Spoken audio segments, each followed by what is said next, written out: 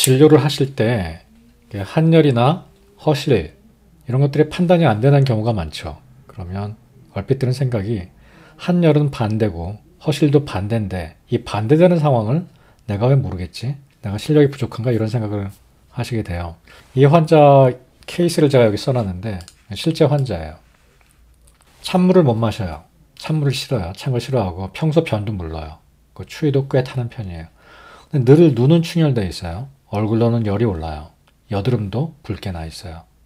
식욕은 너무 좋아요. 살도 쪄요. 근데 많이 먹지만 위장은 또 좀 안 좋아요. 늘 쓰리고 막 답답하고 그런 게 자주 생겨요. 땀은 줄줄 흘러서 몸이 허하냐는 그런 소리를 듣는데 오히려 땀을 흘리면 개운해하고 좋아해요. 그래서 운동 같은 거 막 해서 땀을 흘리려고 해요. 추위는 많이 타도 손발은 늘 뜨거워요. 근데 최근에 나이 들면서 손발이 갑자기 차질 때도 있대요. 그게 불편하대요. 그리고 막 땀도 차고 예전에 없던 증상인데 이런 게 생기고 소변은 적고 색이 진한데 캠으로 보니까 자기가 물도 잘 안 마시고 화장실도 잘 안 간대요. 최근 들어서 너무 피곤하고 아침에 너무 힘들어서 특히 내원했다 그래요. 이 환자 한열, 허실이 정말 헷갈리죠.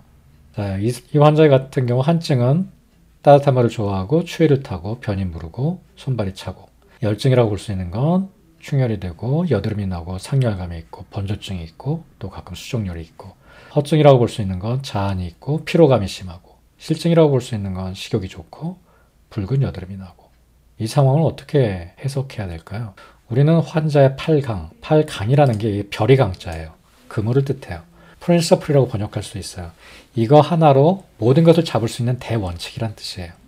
대원칙은 맞는데 우리가 대원칙을 가지고 세세하게 모두 적용시킬 수는 없어요. 8강이 하나로 귀결될 거라고 우리는 착각을 해요. 그래서 환자를 보면 한이나 열 혹은 허나 실, 표, 리를 나눠야 된다고 생각을 하는 거죠. 강박적으로. 저는 처음에 졸업을 하고 제가 차트를 만들었거든요. 차트 맨 앞에다가 음양, 표리, 한열, 허실을 마킹을 하겠어요. 내가 이거를 절대 놓치지 않겠다. 내가 세세한 거 놓쳐도 큰 흐름은 절대 놓치지 않겠다. 근데 환자를 보다 보니까 이게 안 맞는 거예요. 이런 환자들이 태반인 거예요. 그래서 생각을 한 거죠. 아, 이건 내가 같이 보이지만 한열이 둘 중에 하나는 가짜일 거다. 그래서 진한 가열이나 환자의 증상이 어려운 거다. 내가 좀 더 잘 생각하고 좀 더 숙달이 되면 가짜를 가려내고 이 사람이 진짜 한인지 근본의 문제를 해결할 수 있을 거다. 이런 생각을 했어요. 그런데 8강이 하나로 귀결될 것이라는 생각은 매우 큰 착각이에요. 이걸 제가 뒤늦게 깨달았어요. 환자를 보고 몇 년이 지나서 깨달았어요.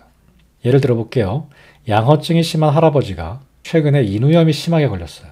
마르고 추위 너무 타고 요술 4년에 소변 막 줄기 줄줄줄줄 나오시는 분이 인후염에 걸렸어요. 그래서 열이 40도까지 올라오고 목이 팅팅 부었어요.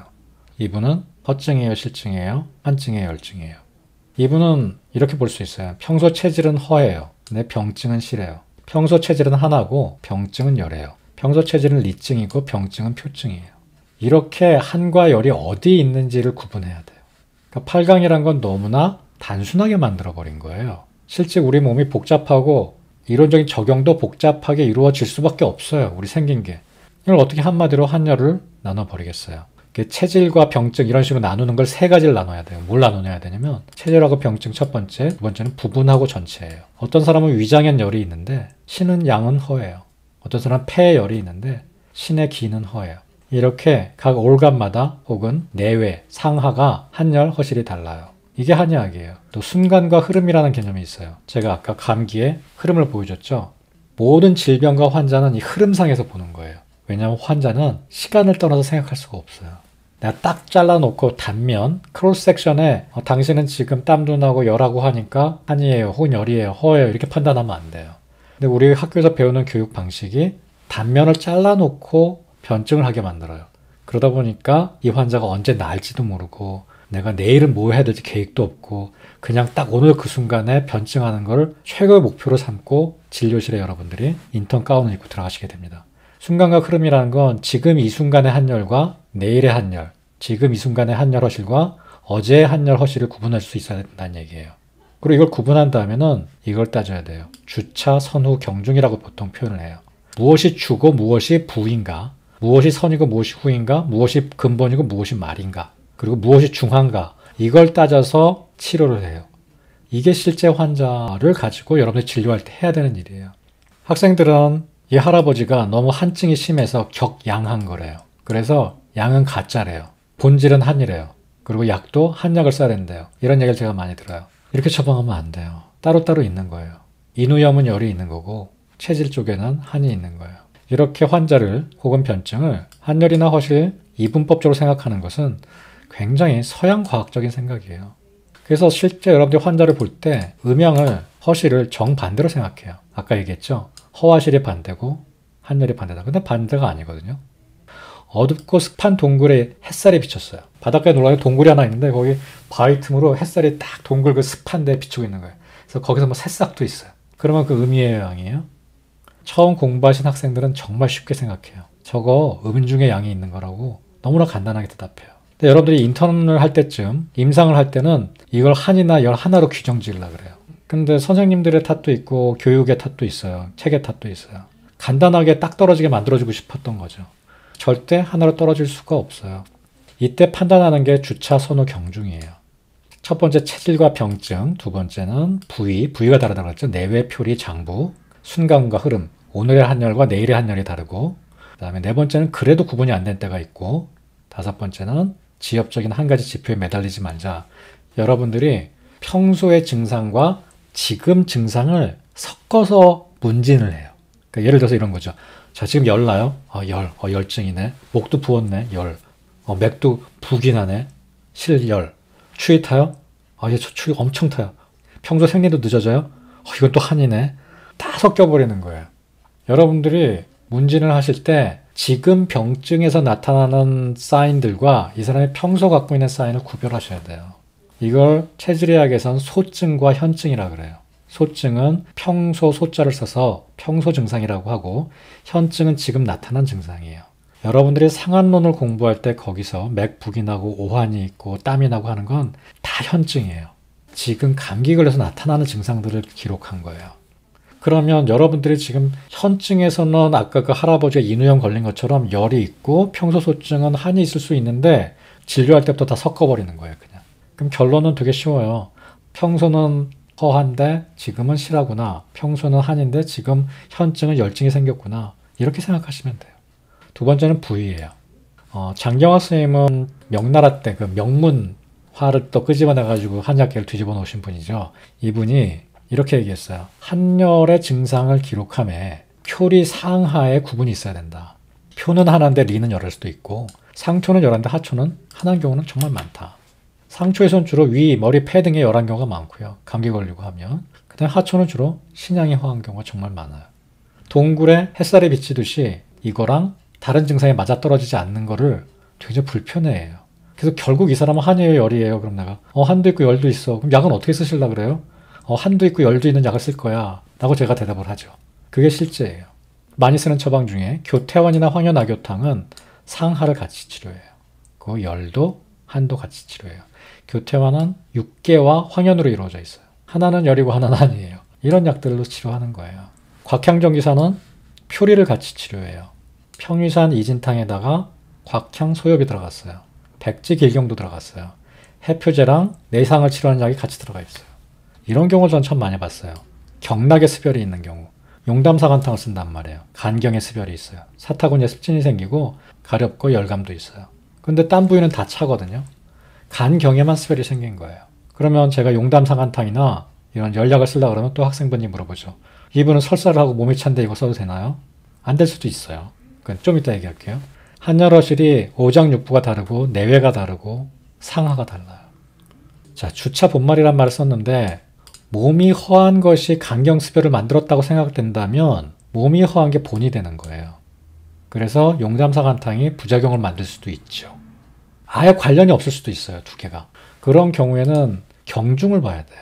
그래서 지금 몸이 허하고 한한 게 중하면 허하고 한한 걸 치료하는 따뜻한 약을 쓸 수도 있고 염증이 심하면 용담초 같은 차가운 약을 쓸 수도 있는 거예요. 제일 많이 하게 되는 경우는 급한 것부터 치료하는 거예요. 급증, 중증부터. 세 번째, 이게 제일 고난이도 같아요. 진찰할 때 환자의 온 시점, 과거와 현재를 다 섞어버려요. 저는 척추 환자를 많이 보니까 환자한테 척추 디스크 언제부터 아팠어요? 온셋을 물어보면 환자가 이렇게 얘기해요. 20년 됐어요. 저는 이렇게 물어보죠. 20년 전부터 이렇게 아파요? 그러니까 걷지도 못해서 오거든요. 아니요, 20년 전에 군대에서 맞은 다음에 아프기 시작했는데 지금 이렇게 아픈 거는 3일 됐어요. 그럼 온셋이 3일이에요, 20년 전이에요? 여러분들 그걸 따로따로 적어놔야 돼요. 그리고 중간에 몇 번이나 이런 일이 있었는지, 또 아플 때마다 똑같이 아팠는지, 그 과정을 통해서 우리는 그 환자의 질병의 흐름을 판단하는 거예요. 이게 굉장히 중요한 작업이에요. 그러면서 질병을 단면으로 보는 게 아니라 지금 이 순간이 아니라 시간축을 갖고 보는 거예요. 그렇게 질병을 이해하는 거예요. 입체적으로. 제가 최근에 굉장히 재밌는 글을 하나 봤는데 나눠드릴게요. 스본병을 앓고 있는 환자의 열을 내렸음에도 아버지가 한의사셨는데 혼을 냈대요. 아버지께서 환자의 열이 내린 것보다 열이 다시 오르지 않았는지, 내린 다음에 그 다음에 병이 진행, 발전, 변화해서 끝나는 데 필요한 시간이 얼마나 되는지, 그리고 병이 아주 낫고 나서도 3개월 후에도 괜찮은지를 더 강조하셨다고 해요. 와, 이 말 듣고 정말 이거 내가 가르치는 학생들, 부원장들 다 집에다 써놓고 외우라고 시켜야겠다 생각했어요. 제가 이 아버지의 마음이에요. 단면을 치료하는 거는요, 그렇게 효과적이지 못해요. 상한론은 다 이렇게 쓰여져 있어요. 상한론 책을 보면 오늘은 한증이에요. 내일은 열증이 돼요. 그러다 그게 다시 한증이 돼요. 오늘은 표증인데요. 내일은 실열증이 돼요. 그 변화를 다 쓴 거예요. 그 환자 보는데 어떻게 오늘 한시증을 딱 잘라놓고 이건 한증이에요, 열증이에요 얘기하면 안 돼요. 그 차트에다 여러분들이 환자를 진단한 다음에 리한증 이렇게 써놓는단 말이에요. 3일 후에 오면 다시 진단해야 돼요. 그걸. 질병이 변하니까요.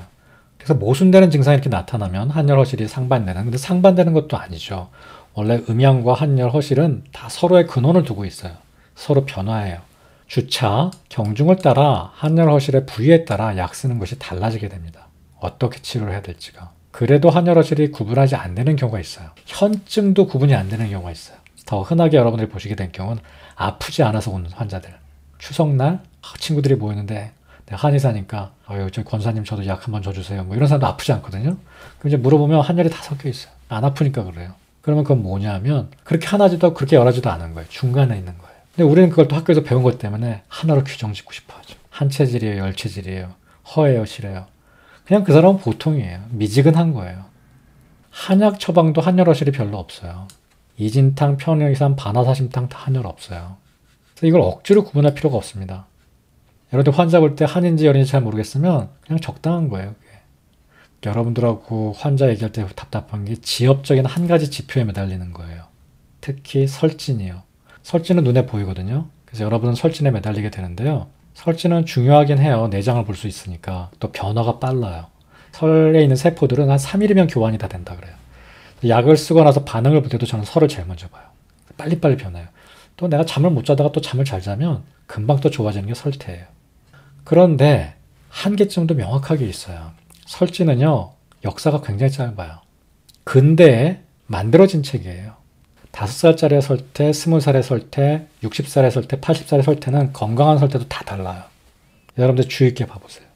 근데 그걸 일관적으로 사진 찍어놓고 이거는 홍설이다, 이거는 뭐 한증이다, 좀 미안한 얘기지만 넌센스예요. 소변도 한번 예를 들어보면 열이 많으면 물을 많이 마셔요.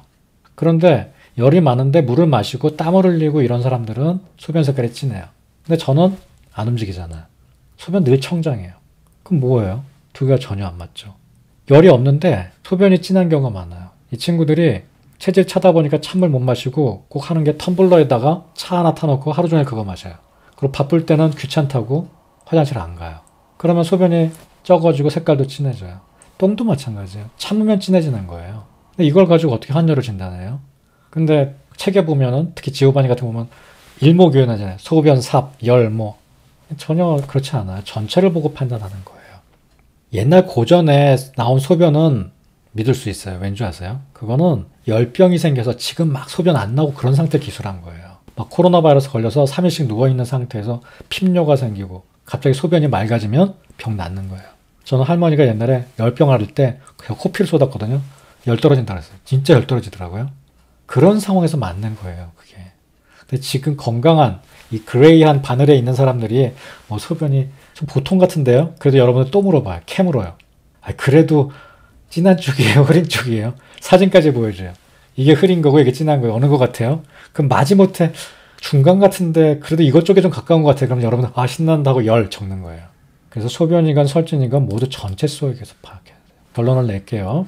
전체적인 모든 증상을 점검한 후에 한열 허실을 부위를 따져보고 소증과 현증, 평소와 현증을 판단한 후에 질병의 흐름, 어제와 오늘 내일을 고려하여 본말, 그러니까 어떤 게 진짜 주된 병인지를 따지고 어느 게 급하고 중한지를 따져서 쓸 처방과 침을 결정하십시오.